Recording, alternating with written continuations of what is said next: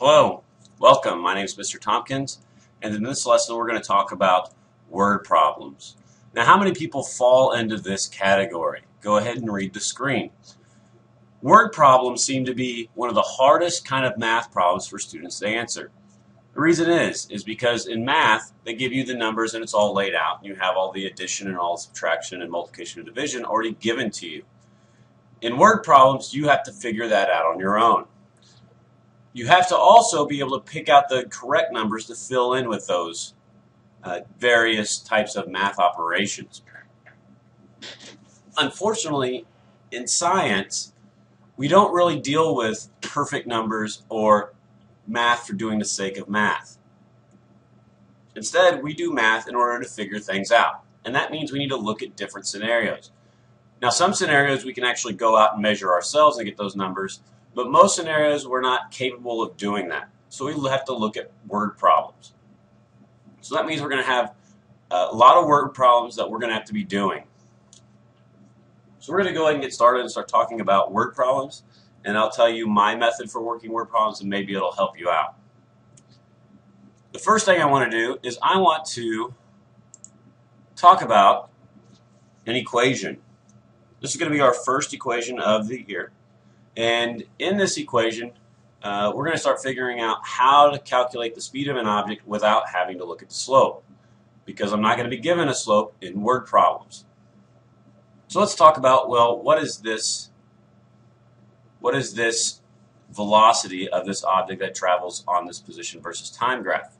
Well, in order to figure that out, I figure out the slope. So I see that it crosses here at 1, 1, and it also crosses here at 4, 4.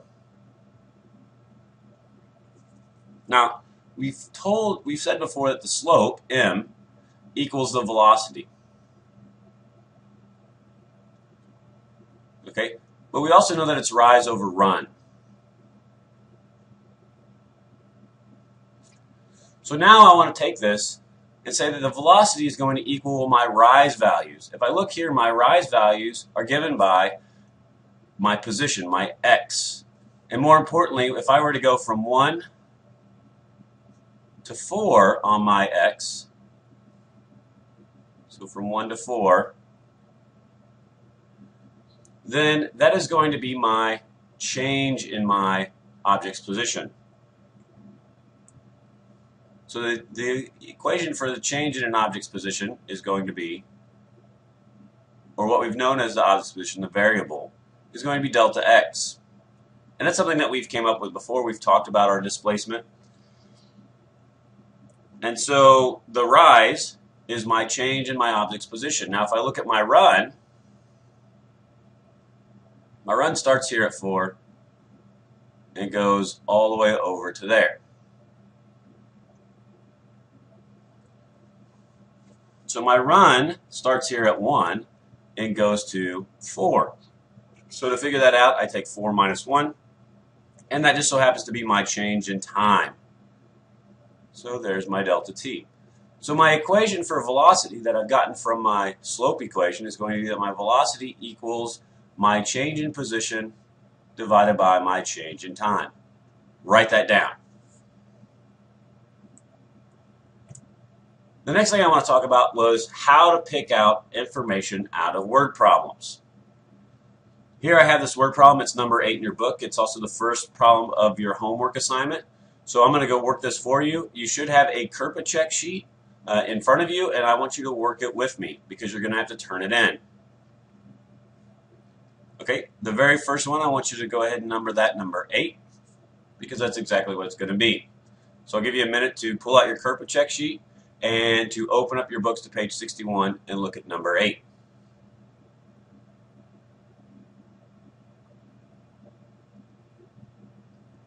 All right, now let's look at picking out the important information that I need to know. As I read this word problem, I want to start underlining the numbers along with their units because numbers are important. So here I have Apollo Anton from the US skated in the 1,500 meter short track race. So I have this first number here, this 1,500 meters. All right, and he did it in 2 minutes and 24 seconds. All right, and then that's the last numbers. So I have this first number, which is 1,500 meters, and I have this last second number, which is 2 minutes and 24 seconds. So I'm going to ask 1,500 meters. 1,500 meters, what is the unit's meter a representation of? Well, it's a representation of an object's displacement. So meters tells me it's a measurement of displacement. The 2 minutes and 24 seconds,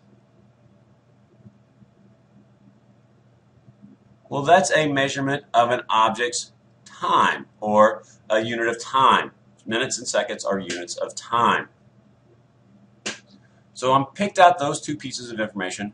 Now I want to look at the question that's asking me. It's telling me to calculate his speed in meters per second.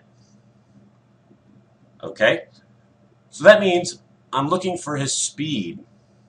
So his velocity is going to be my question mark. Right? That's what I'm looking for. And the reason why I put that down there is so that I know exactly what I'm looking for. And so I can start looking at equations that have velocities in them so that I can start figuring out what is my velocity. Now on the KERPA check, we have these 6 boxes. All right? And the first boxes are my knowns and unknowns. And this is where I'm going to place these values that I've gotten from my word problem. And I'm going to write them in a specific way. The way is delta x, so make sure you include the variable, and then also the number, 1,500 meters. Now the next one is delta t. Now my delta t, or my time, is in minutes and seconds. Well, I want to calculate my ending velocity in meters per second. So I have to convert this 2 minutes and 24 seconds to meters per second. Well, 2 minutes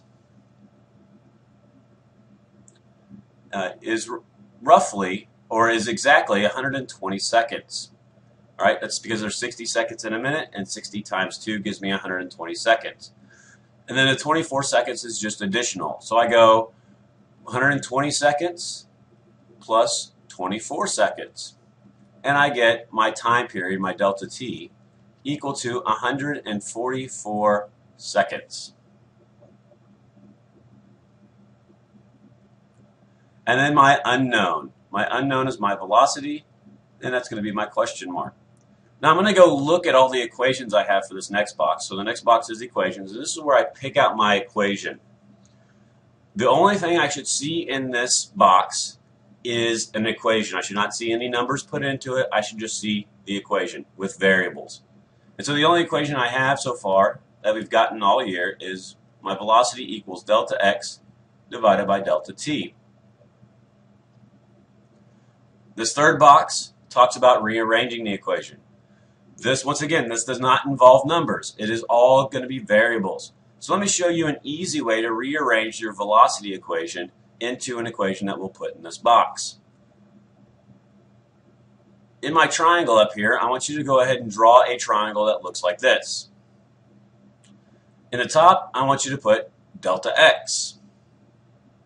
In the left bottom is going to be my velocity, and in the right bottom is going to be my time.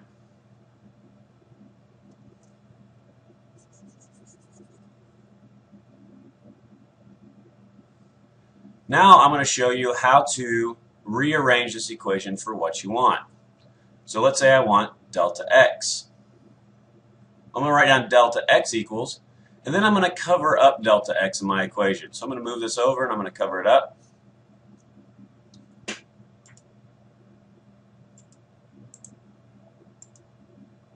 Go ahead and bring that to the front so it covers it up. And so it covers up my delta x, and I'm left with v next to t. Okay, if I want to solve for my velocity, well, I'm going to move this down and cover up my velocity, and I get my original equation, which is delta x over t. And then if I want to solve for my time, then I'm going to cover up the t, and it's going to get me delta x over v. Okay, so that is a very simple way of rearranging my velocity equation. Now I am looking for v. And so to rearrange my velocity equation, I'm going to write down v equals. I'll move my circle over my v. And then I'm going to come down here, and my equation is going to be delta x over t. The fourth block tells me that I need to plug in my knowns. So it's going to be velocity equals. Well, my known for my delta x is going to be 1,500 meters. 1500 meters. My known for my t is going to be 144 seconds.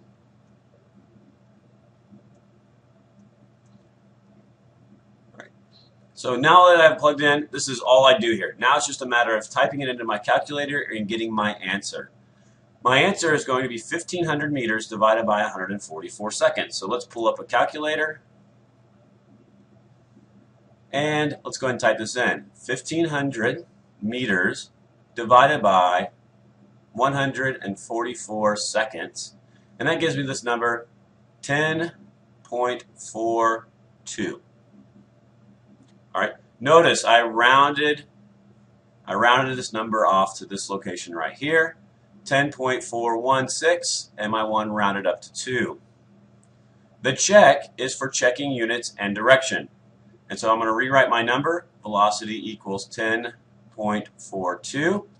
And then my units are going to be, well, here I have meters over seconds.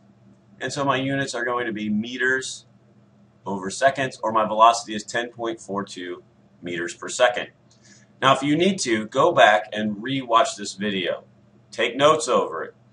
Study it again. Do this problem over and over again until you understand how to use this KERPA check method. There is also an instruction sheet that goes with it. You will have that also. If you have any questions, ask.